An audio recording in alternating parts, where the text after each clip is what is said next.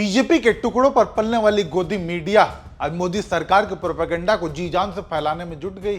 चित्ता त्रिपाठी से लेकर रूबिका लियाकत, अंजना सुधीर सभी ये बताने में लगे हुए हैं कि विपक्ष ने सदन में महिला आरक्षण बिल पास नहीं होने दिया।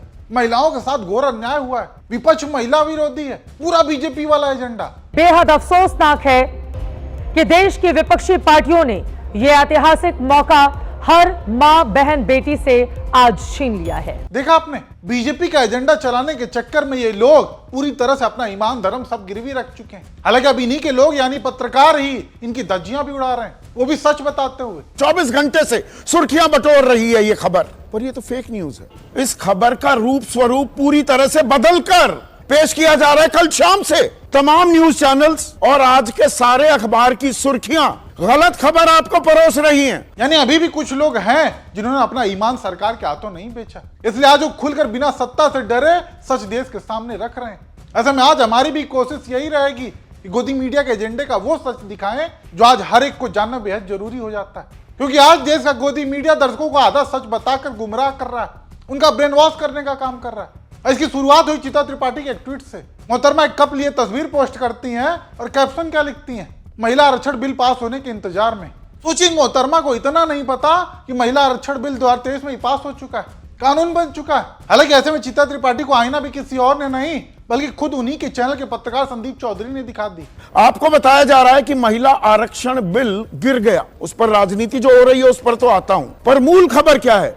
महिला आरक्षण बिल गिर गया। अरे भाई, महिला आरक्षण कानून बन चुका है इस देश में। बिल तो छोड़िए, कानून है। सितंबर 2023 को यह कानून बन गया था। महामहिम राष्ट्रपति द्रौपदी मुर्मू ने हस्ताक्षर कर दिए थे 28 सितंबर 2023 को, और 2 दिन पहले यानी कि 16 अप्रैल 2026 को यह कानून अधिसूचित भी हो गया था, यानी कि नोटिफाई कर दिया गया था, जिसमें महिलाओं को 33% आरक्षण देने की बात थी। अब पिछले 3 दिनों से जिस बात को लेकर गर्मा गर्मी राजनीति हो रही है वो 2023 के महिला आरक्षण कानून में एक संशोधन है। यह बताने की तकलीफ जहमत कोई नहीं उठा रहा। सुना आपने, महिला आरक्षण बिल 2023 में ही पास हो गया था और पूरे विपक्ष के समर्थन से पास हुआ था। यानी विपक्ष महिलाओं को आरक्षण देने के पक्ष में पूरी तरह खड़ा रहा। हालांकि ये बात एंकर चित्ता त्रिपाठी भी बखूबी जानती है, क्योंकि जब 2023 में बिल पास हुआ था तब खुद इसी मोहतरमा ने खबर पड़ी थी। वो अलग बात है कि उसमें भी सरकार की चाटुकारिता करने से बाज नहीं आई। अब आपको लेकर चलते हैं अहमदाबाद। प्रधानमंत्री नरेंद्र मोदी अहमदाबाद पहुंच गए हैं।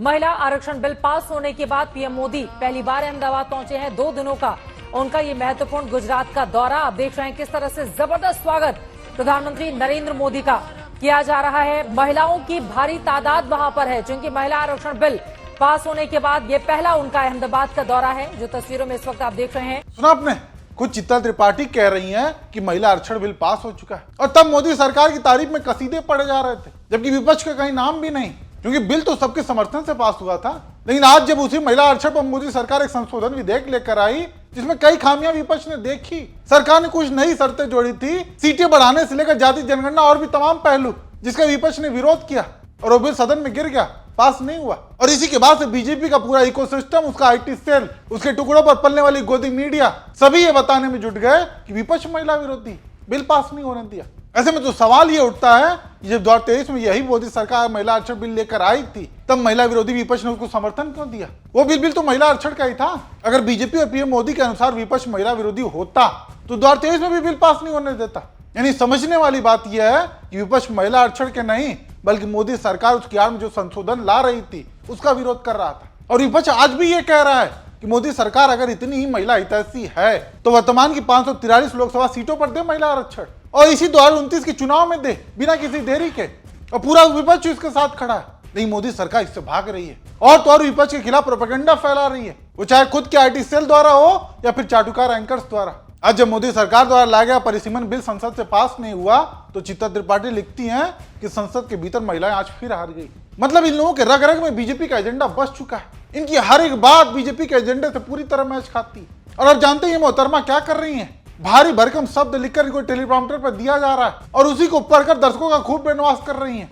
मंत्र दिया जा रहा है। आज का जनहित मंत्र देश की महिलाओं के लिए है, जिन्हें अगले आम चुनाव में 33% महिला आरक्षण से वंचित कर दिया गया। नारी तू अबला नहीं, खुद को तू पहचान, उठ खड़ी हो और लड़, तभी मिलेगा सम्मान। देखा आपने, भारी भरकम और भावुक कर देने वाले शब्दों के जरिए माहौल बनाया जा रहा है। स्टूडियो में ये लोग बना रहे हैं और सड़कों पर बीजेपी के कार्यकर्ता। खैर, जनता बेवकूफ नहीं है, सब देख रही है और समझ भी रही है। और इस बात का प्रूफ है, बीते दिन मोदी जी ने जब राष्ट्र के नाम संदेश देते हुए विपक्ष को खूब कोसने का काम किया, महिला आरक्षण पर राजनीति करने की कोशिश की, उस वीडियो का कमेंट सेक्शन खोलकर देख लीजिए। ऊपर से नीचे तक सभी लोग मोदी जी और बीजेपी को उनकी हरकतों के लिए आईना दिखा रहे हैं। ये तो हालत है। बाकी बात रही चीता त्रिपाठी और गोदी मीडिया की, तो इस पर अब आप दर्शकों का क्या कहना है? आपकी जो भी राय हो कमेंट करके जरूर बताइएगा।